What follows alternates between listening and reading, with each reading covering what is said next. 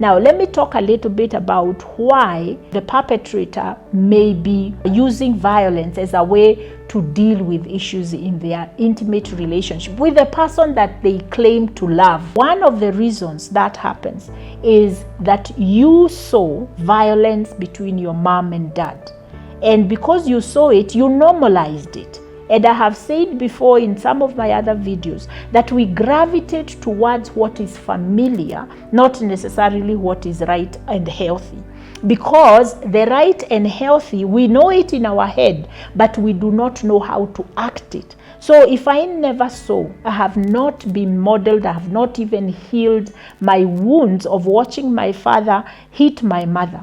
The anger I felt as a child, I will bring that anger into my intimate relationship because I don't know how else to deal with things that make me angry. So we do need to kind of ask the abuser, the domestic violence perpetrator, to be able to take some time and understand the reason why they tend to hit or abuse or be hostile to the very people that he claims he loves.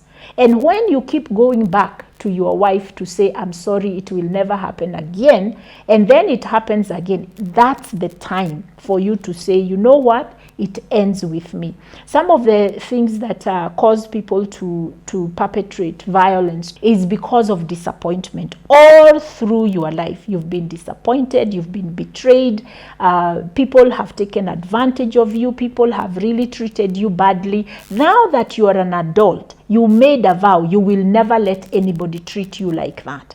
Now, the thing is, if you have not healed the things that have happened to you in the past, you are going to use the same coping skills that you used in these other situations to deal with the problem that you face within your marriage. And so it's important, look inside and ask yourself, where is this coming from? Why am I triggered so much that I have to hit the person that I love?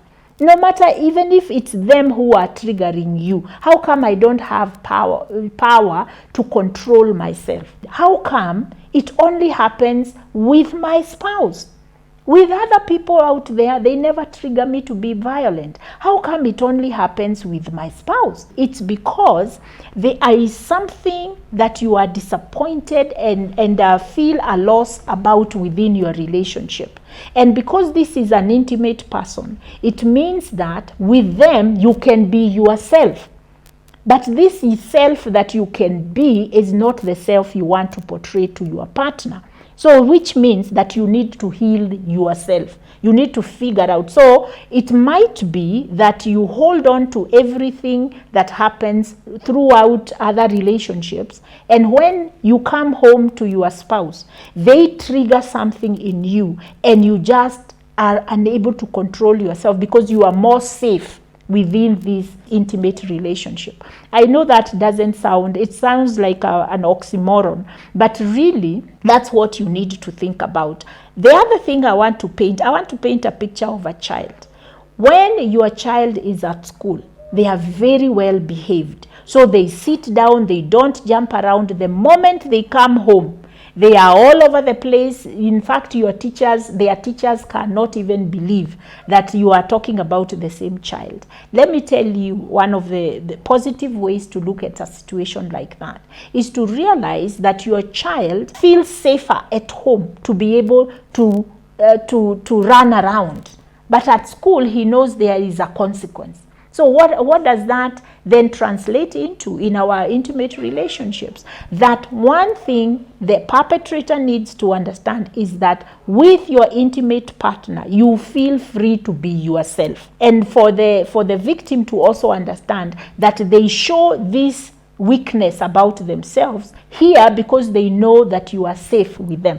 So having said that, then we ask the perpetrator, well, if you perpetrate this violence towards your partner because you feel safe, that they can handle it, they understand you, they get you, what is it doing to your relationship? Then your partner is not understanding that you love them. So what I want to say is that then at that point, you need to do a process of self-regulation How do you regulate the anger? How do you regulate the emotions that overtake you? You do need to sit down and say to yourself, I need to deal with this. And to be able to regulate these emotions, you've got to understand where they really come from. What is the fear behind you not reacting? And who are you just reacting to your partner today, or are you reacting to so many other people who have treated you in a bad way, that now your partner is a trigger, but not really the reason why you are so intensely angry to the point where you are hurting them so badly that they have to go to the hospital. So I wanted to kind of share a little bit about that insight there, for the perpetrator to understand there is a reason behind what you are doing right now. Get to know yourself. It will help you so much so that you can deal and you can recognize other people who have hurt you, who you are not able to confront. And now when it comes to your spouse, it is much more easier for you to just let it all out, and you do not know that you are being unfair to your relationship. There are many, many relationships I have met in my work that I am told, my person, they are so good. My partner, when they are good, they are so good. But when they are bad, they are so bad. So in this person who is being described this way, we need to help them to come to a space of balance, because nobody is one way. Nobody is black and white. We are all gray. We are all both good and bad, but we need to find a balance so that we are not living in these extremes. It's very confusing, and then not to mention that it can become very fatal if we are not being able to deal with them that way.